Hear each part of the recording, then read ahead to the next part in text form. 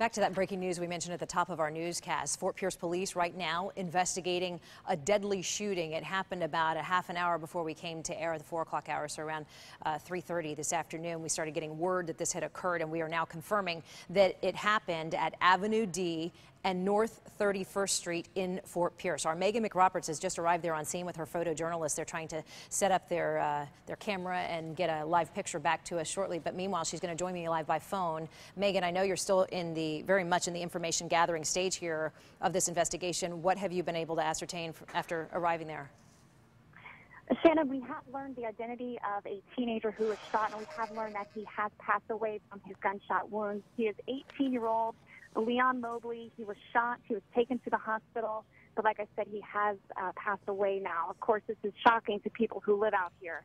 I can describe the scene for you. We have about several blocks along Avenue D that are roped off with police tape. Very active police investigation right now. We see investigators collecting fingerprints off some fence posts. We're not sure if this teenager was shot at his home or if he was visiting company, but there is one home that seems to be the focus of this investigation right now. I have spoken with some neighbors. They say they do occasionally hear gunshots in the area, but they actually thought the violence was getting a little better in this area. They say they have seen increased police patrols in this area, of course, to decrease the amount of gun violence. Fort Pierce Police saying they have stepped up their efforts in the last few weeks to have a presence. So this is, of course, disheartening. At this point, though, no suspect description, no word as if there's any relationship between the shooter and this victim here. But we're, of course, still out here collecting those details, and we'll bring anything back to you as soon as we get anything new. So, Megan, so I presume, I know you are still trying to talk to police and get the information. First of all, we're looking at a map of the area. So you say this is a residential neighborhood, but for those not familiar with this particular street, is it a main thoroughfare, or are we tucked down in a neighborhood here where this shooting occurred? Are we close to a school? Describe the area for us if you can. The area that's being, what I would call the focus of this investigation, looks like a series of duplexes. But this road, it's a narrow road, two-way road, but there is a library here. Okay. There's some educational buildings. So this is, I guess, a mix of residential and business purpose. But I would call it a busy road.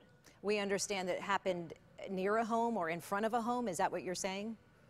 That's what it appears. Like I said, there's several blocks of Avenue D that are taped off, but the heaviest number of investigators seems to be focused around what looks kind of like a duplex, a residential area. They're in the backyard, and again, just kind of collecting fingerprints. We see them sweeping fence posts, collecting fingerprints right now. So that seems to be the hub of their investigation, is this little duplex. And have they indicated to you, do they believe that the gunman is, I guess, on the run at this point? They don't have any indication of who the gunman may be? Is that what they're telling you? No indication. No one's in custody, and at this point, no suspect description. Megan McRoberts, I know you have a lot of work to get done and a lot more questions to ask officials there on scene as soon as they're able to come up for air. We appreciate your good work, and we'll try to stay tight with you, or in close touch with you throughout this newscast. As soon as she gets new information, she'll be sending it back through our editors, and we'll pass it along to you as well.